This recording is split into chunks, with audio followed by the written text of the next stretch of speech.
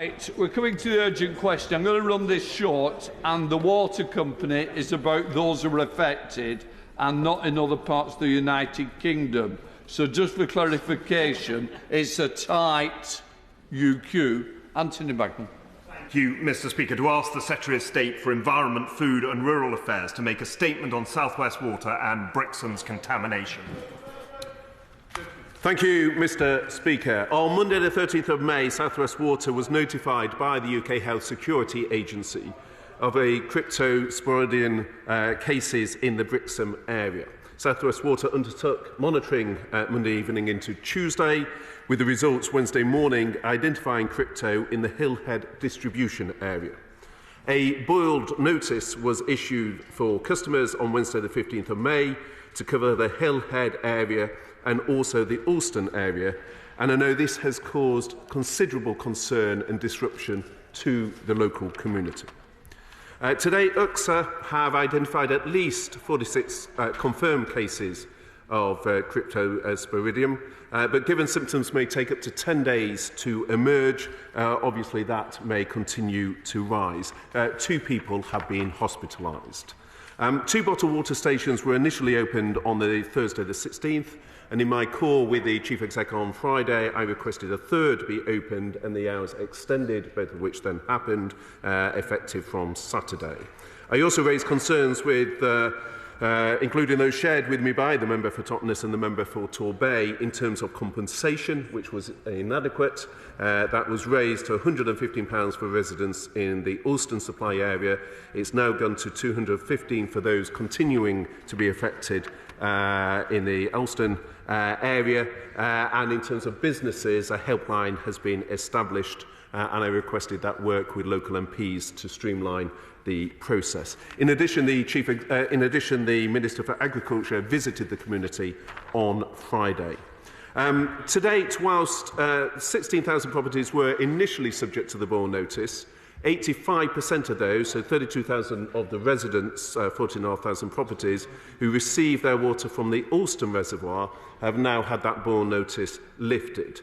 And not only have all the tests on the Alston Reservoir been clear, South West Water say that the positive test of the valve supports their contention that the most likely cause is downstream of that reservoir, and if that is the case, then those residents, initially the 85%, were never subject to any issues in terms of water, but the boil notice applied on a precautionary basis. But notwithstanding that, I'm sure there will be ongoing concerns, so daily testing will continue of that water for the foreseeable future. On the Hillhead Reservoir, this has now been drained, cleaned and refilled. A flush of the network started this morning aimed at removing traces of crypto detected in the system. We are working with South West Water and the Drinking Water Inspectorate, recognising the ongoing disruption to that remaining 15% of residents, and I know that South West Water will want to comply fully and in a timely fashion with the investigation of the Drinking Water Inspectorate. Anthony Mangnall. Thank you, Mr. Speaker, and thank you for granting this UQ. I might just start by thanking the Secretary of State and his Minister for Rivers for their extraordinary cooperation over the last week. I have wanted from nothing from them, and they have done an extraordinary job, and I thank them and their team for being on hand at a moment's notice to liaise with me and to the local organisations within my constituency and that of the member for Torbay. Mr. Speaker, the anger in Brixham is palpable. The frustration is apparent, and the sheer inconvenience that has been put on them by South West Water is absolutely abhorrent. I've spent the past week and weekend delivering leaflets that they should have been delivering when failing to update residents on the situation that was before them. I've spoken with residents and businesses about the compensation and about the damaged reputation that has been suffered by Brixham, one of our finest coastal communities within this country. Last week, South West Water was accused of making people ill, not by an organisation necessarily, but by Tanya Matthews on a Facebook post. That Facebook post received 1,200 responses in which people identified common symptoms, and yet South West Water did nothing. For 24 hours, people were still able to drink the water. South West Water continued to say there was no problem. The reason that people are ill, and 46 is most certainly an underestimation, is because of that time period in which people were able to go on drinking it. Now, of course, it is welcome news that the Alston Reservoir has been lifted and cleared and the independent monitoring and verification has been undertaken by UKHSA and the Drinking Water Inspectorate. But it is still wholly unacceptable that the Hillhead Reservoir and the residents of that area, the 8,000 of them, are still dependent on bottled water and cannot trust their water systems. This is a totally unacceptable position for us to be in the 21st century, and South West Water carries the responsibility of it, including their management. Now, I welcome the fact that we have 3 drinking water stations there in Churston, Broadsides and Freshwater Quarry, and I welcome the fact that 500,000 bottles have been distributed. The teams on the ground have done an extraordinary job and we should applaud them. But I have just 4 questions, Mr. Speaker, to the Secretary of State. If I may, can UKHSA and DWI continue to provide independent results over the coming weeks and months to make sure there is confidence in the drinking water supply? Will there be an investigation into South West Water's handling? And why, when the compensation is being upgraded, are people still paying their water bills? And finally, the damaged reputation that has been suffered by businesses and the community of Brixham needs to be addressed. Will the Secretary of State hold them to account? Thank you. Well, I think the member for Totnes is quite right to express, as he does, the huge concerns there has been locally. He and I have been speaking multiple times each day since this issue arose, and he has been extremely effective in raising the concerns of those he represents.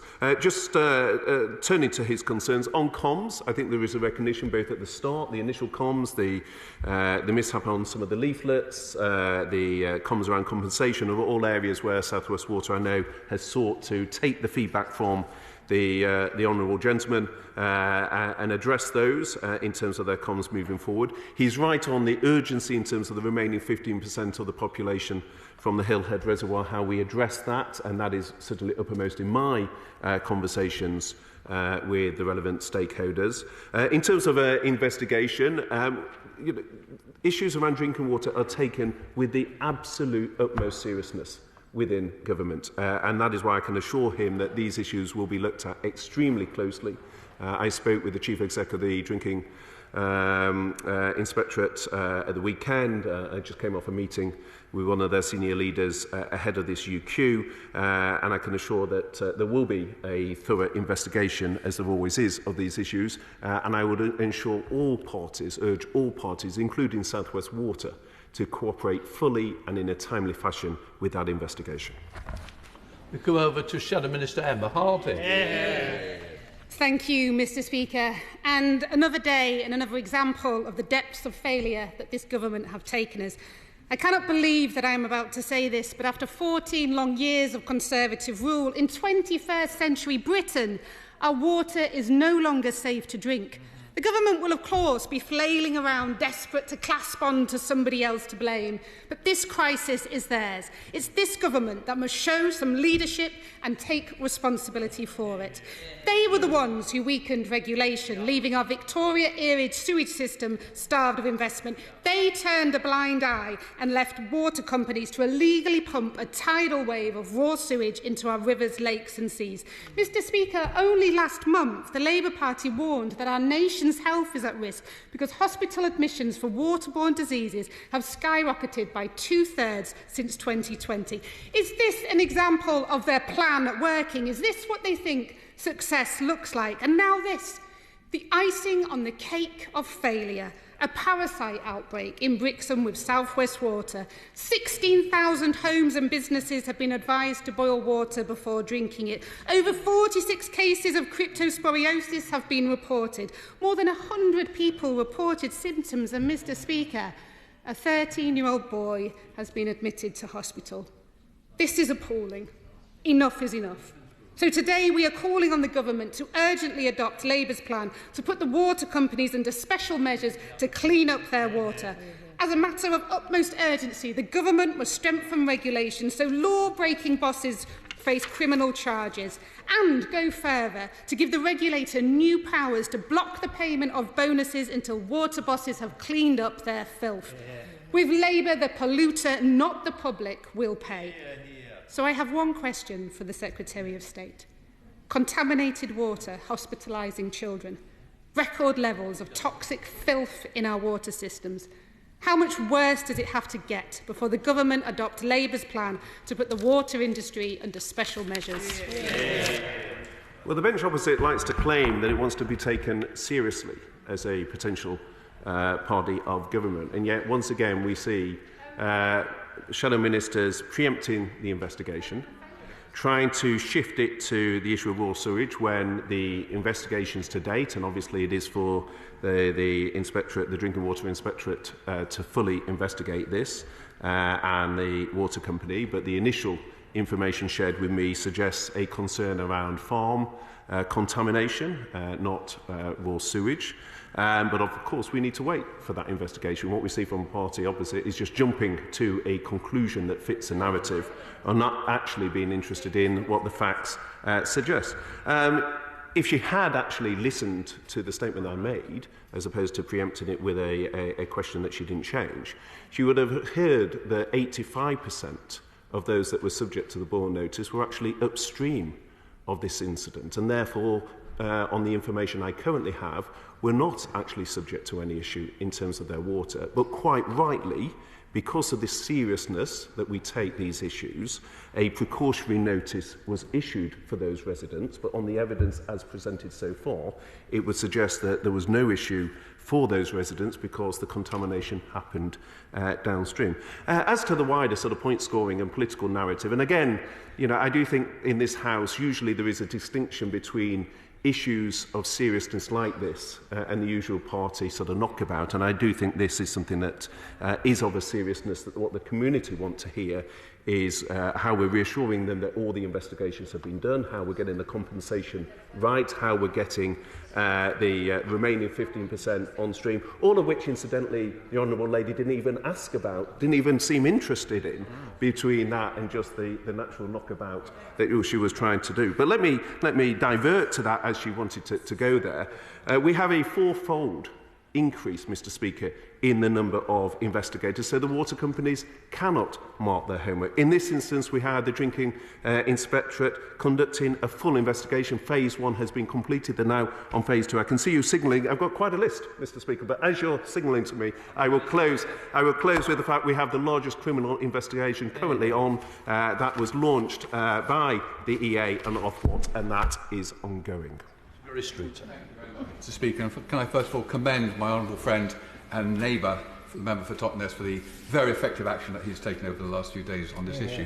Does my right honourable friend agree that in an incident of this kind, speed is of the essence in terms of diagnosing the problem, taking steps to remedy it, communicating with and reassuring customers, and if appropriate, compensating them? Does he believe South West Water have shown the necessary urgency in this case in dealing with this problem, and if not, what remedies do local people have? Well, I absolutely agree with my right honourable friend that speed is absolutely critical, first in terms of detection and remediation in terms of the actual issue itself and any health risks, speed of communication, so there isn't a vacuum into which then sometimes more misleading information can arise, but also speed in terms of the wider comms. And I think there's an ongoing issue there because clearly one of the points both the member for Totnes and the member for Torbay both raised with me is the concern around any negative publicity to the area and how that might impact on the tourist business. And that is exactly the sort of area I have been pushing South West Water to think proactively around how it might get ahead of that with some support around the comms, the advertising, working with business groups who have had this significant impact so that they can demonstrate that they get it, they're supporting the business community, and they're creating processes that are simplified, streamlined, and very easy to access. Ben Bradshaw. Mr. Speaker, the belated and pitiful offer of compensation by South West Water is somehow symbolic of the complete disconnect that the very wealthy people who run our privatised water industry seem to be suffering from. And I'm afraid the Secretary of State is suffering from the same disconnect. He's given the impression he's not responsible for the water industry and its failings over recent years. He is. So can you please answer my honourable friend's perfectly reasonable questions? Why won't he make the bosses of the water industry criminally liable? Why won't he put the industry in special measures, and why won't he stop these outrageous bonuses being paid to their CEOs? Well, it seems to, Mr Speaker, to have missed what we've done. Firstly, as I touched on in my statement, I personally was chairing calls with the Chief Exec and with key stakeholders. For example, on Friday and Saturday, the Minister for Agriculture actually visited the community on Friday morning. I have had daily contact with the Chief Exec. So firstly, in terms of not being involved, and indeed the member for Totnes and I have been speaking multiple times a day on these issues. So his suggestion there just doesn't cut the mustard. In terms of bonuses, we've already taken action on that. So we've got a consultation with Ofwat in terms of restricting bonuses, because I actually agree with him that where there is serious criminal wrongdoing by a water company, I don't believe bonuses should be paid to executives. So we actually agree on that point. We've taken action on that. So we are acting. In terms of his third point on our prosecution, we currently, I just touched on it in my answer to the Honourable Lady, we have the largest criminal prosecution by the Environment Agency into water firms currently ongoing. Now, much to my frustration, I'm restricted on some of the things I'm allowed to know about that investigation, because it is a matter for the independent body, the Environment Agency, but that investigation is ongoing. It's the largest in the EA's history, and it shows that we are prepared to get tough with the water companies. Simon Chair. Thank you, Mr Speaker. I'm grateful the Honourable Member for Totnes has secured this urgent question and applaud him for all his efforts over the past week. South West Water's response to this crisis has left a lot to be desired. Many people have fallen seriously ill in Brixham, while hospitality and tourism businesses in Devon across the county have seen their taking slashed and bookings cancelled. They all deserve compensation. Can my honourable friend outline the timescales for the ongoing investigation and when the results of these investigations will become public? Yeah. Well, he makes an extremely pertinent point, both on compensation. It relates to my right honourable friend's previous point on speed. I think both apply, both on compensation, particularly for businesses, because different businesses are impacted in different ways, but it also applies to the investigation itself. And that's why I made a point in my statement of saying it is really important, I think, and I think that is the signal he and the House is sending to South West Water, that they cooperate fully and in a timely manner with the investigation, because I know local members of Parliament want to be able to explain to their constituents exactly what the cause of this, what the monitoring was, what action was taken, and I'm sure South West Water will hear the honourable gentleman in that regard. Ford. Thank you, Mr Speaker. In 2022, the Liberal Democrats called for a ban on bonuses for water company bosses if a company has committed criminal breaches. Last year, 10 water bosses received bonuses totalling £2.5 million, and the CEO of South West Water forewent her £450,000 bonus. The Secretary of State said that Ofwat should carry out a consultation to define criteria for a ban on bonuses. But actually, what size of bonus does he think the CEO of South West Water ought to receive later this month? Well, again, firstly, it is, as a minister, one's got to follow the correct legal process, and the legal process with an independent arm's-length body is they're required to have a consultation. But we're already, as I say, moving that. We've already said we want to ensure that bonuses are not paid where there is any serious criminal wrongdoing. But what would be more refreshing for the Liberal Democrats as the party, so many of its MPs opposed Thames Tideway, the £4.5 billion scheme that is going to make such a difference to cleaning up the Thames, that has been in place for the last 8 years. Not once has he come to this chamber to explain why, having asked so many questions on water, his MPs were the ones that opposed Thames Tideway, £4.5 billion of investment that is going to do so much to clean up the Thames. Mr Speaker, and whilst I might be in the north of the county, I have been contacted this weekend by concerned constituents to see what more can be done to reassure them that this cannot be repeated in the north. In a county that is very proud of its farming and cattle, if this is found to be a safety valve in a field, what more will be done to actually reassure other customers who weren't fortunately affected this time but might be in the future? Well, again, I think she raises an extremely important point, which is that not just those residents directly affected, but many in the surrounding areas will have had concerns raised. In fact, some of the initial media talked of South Devon, which made many residents in a wider catchment think that they were in scope than those directly affected. That is why, as we touched on a moment ago, I think the speed of the investigation, the work that the Drinking Water Inspectorate is doing is so critical, so we get the facts quickly established. As I say, I spoke to the Chief Exec at the weekend. They've completed phase 1 of their investigation, and that work is ongoing. Luke Pollard. Thank you, Mr. Speaker. There is a crisis of confidence in South West Water. Their response has been frankly hopeless. They've had poor communications, poor initial compensation that every extra pound seems to be dragged out of them, and they have a record of failure on sewage. What is the government going to do to help restore confidence in South West Water, that not only are they competent and able to manage our water supply, that the water that comes through our tap is safe for everyone to drink, and how can we encourage people to have faith in the outstanding and brilliant tourist offer that we have in the South West that has been battered yet again by bad news because of South West Water? Well, I agree with the honourable gentleman around the brilliant tourist offer there is, and as I touched on a moment ago, I think there is work to do in terms of supporting businesses who will have been impacted, particularly in the hospitality trade, by the reputational damage that the area's had as a consequence of this. I can assure him I've made those points to South West Water. I've also spoken, as I touched on in my statement, to them around their compensation, which has moved, but there's further work, particularly with the business community, to do. But it's also why I think the investigation is so important, so we get to the bottom of exactly what happened. That's important both to residents who have had the disruption of the boil notice, but it's also important to residents further afield. Anne-Marie Morris. Thank you. This has been a devastating event, and albeit that, as my honourable friend for North Devon says, while constituents in Newton Abbot weren't directly affected, this is an issue of trust. Trust. Trust not just in South West Water as an organisation, that's been raised already, and that has a long way to go before we can have real trust in them. But trust in the quality of our water and of our regulators to hold organisations like South West Water to account.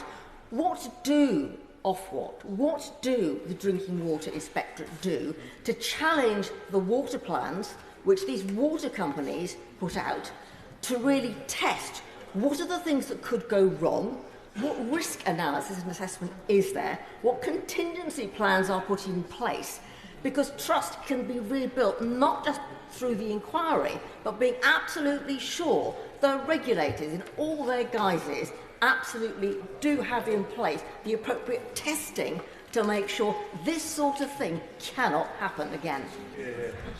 Well, my honourable friend talks about the huge importance, quite rightly so, that applies in terms of the quality of drinking water. That is why we have the Drinking Water Inspectorate there, and they will be fully investigating. It's why a precautionary approach was taken in terms of Alston, which, as I've said, the tests, as on the information that I have at this point, the tests suggest that that was upstream of any problem.